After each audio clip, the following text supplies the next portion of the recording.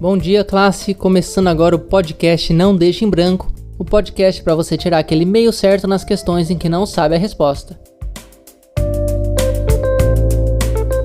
Aqui é o professor Daniel e a aula de hoje é sobre português. A língua, não a pessoa toda.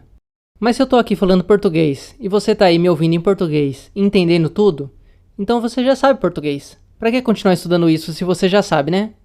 O idioma português é muito rico e muito complexo. A gente não pode nunca parar de estudar. Precisa sempre continuar lendo o dicionário, aprendendo palavras novas para escrever e falar cada vez mais bem.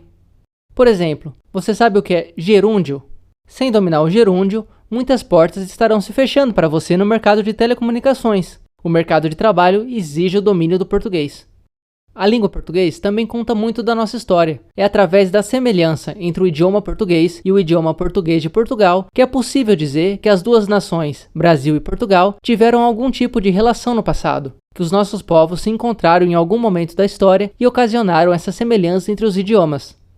Mas o próprio português brasileiro é muito diferente dependendo da região. Eu costumo dar aos meus alunos o seguinte exemplo. Imagine que você está lambendo o chão. No começo, sua língua está saudável, molhada, pronta para o serviço.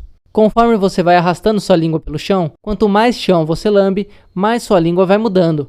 Ela vai ficar seca, tensa, inchada, vai sangrar. A língua português é igual à sua língua.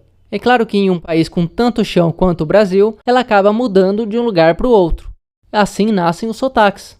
E também é normal, em um país imenso como o nosso, que existam lugares como Espírito Santo ou Rondônia, que ninguém sabe dizer ao certo qual é o sotaque de lá. E isso se dá por falta de representação desses sotaques nas telenovelas brasileiras. Isso não deixa de ser um preconceito linguístico, e a melhor maneira de combater esse tipo de discriminação seria se esses estados adotassem de uma vez o sotaque de outro estado mais importante. Espírito Santo, Espírito Santo. Mato Grosso do Sul, Mato Grosso do Sul, Oxente, Paímba.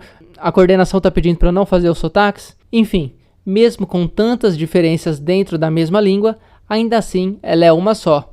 O nome correto do nosso idioma, que engloba toda essa história, dialetos, sotaques e cultura dentro de si mesma, o nome oficial é PTBR.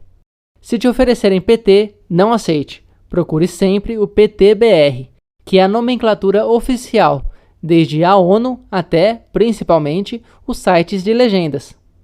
Bom, isso foi um pouquinho da história do nosso idioma. Numa próxima aula, a gente se aprofunda no gerúndio, que é o que vai te garantir um emprego quando você terminar os seus estudos. Até lá! Se você tiver dúvidas sobre qualquer matéria, pode entrar em contato pelo naodeixaembranco@gmail.com e a gente responde sua questão em um futuro episódio.